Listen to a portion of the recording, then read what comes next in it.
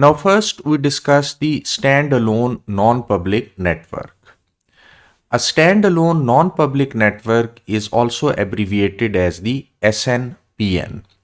And an SNPN network is such a network that can be deployed as an isolated and independent 5G network that has no dependence upon the public land mobile network. So this means that a standalone non-public network has all the functions of a regular 5G network and it is deployed independently of a public land mobile network. Now, if a device wants to use a standalone non-public network, it must have subscription of this standalone non-public network.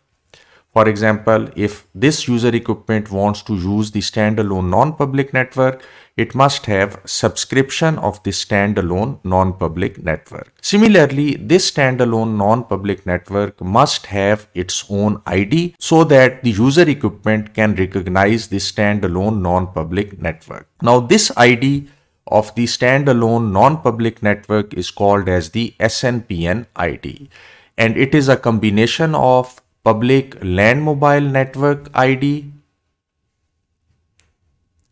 and the network ID.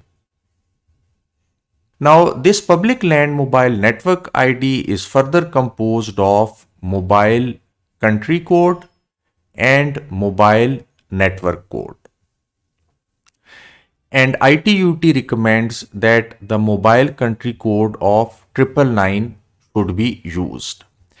As far as the network ID is concerned, this network ID can be self-assigned or it can be assigned by a national regulator. However, the combination of the public land mobile network ID and the network ID must be unique.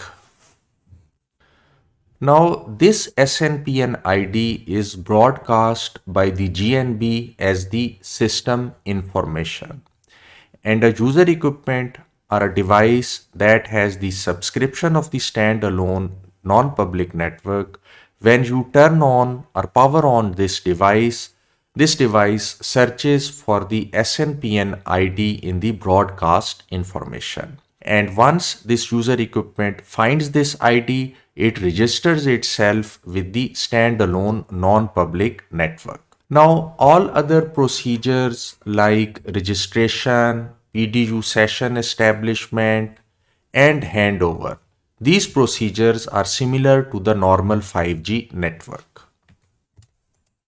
Now, just like a regular 5G network, in the standalone non-public network, there is a separation of the control plane and the user plane functions. Like here we have the control plane functions and here we have the user plane function. The control plane functions are responsible for the procedures like authentication, connection management, PDU session management, and mobility management, etc.